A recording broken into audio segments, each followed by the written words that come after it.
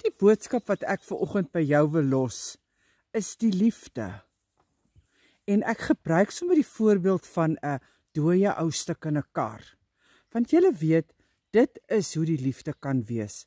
Hy kan totaal oproes binne in jou, dat jy glad nie meer liefde vir ander mense wil gee nie. En dan kan ons ook soms so ongelooflik lelik wees en 'n spykerskoene aantrek en bo oor ander mense se harte loop. En ja, ons doen dit nie noodwendig moetswillig nie. Party van ons doen dit seker moetswillig, maar dit is omdat ons nie daaraan dink hoe seer ons ander mense maak nie.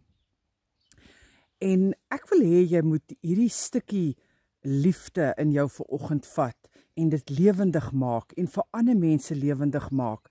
En dan maak jy al hierdie geroeste karre rondom jou en die geroeste kar binne in jou weer heel en laat die lewe weer vol liefde wees en strooi liefde na ander mense toe. Moenie hulle onnodig seer maak nie. Onthou, God is net so lief vir hulle soos wat hy vir jou is.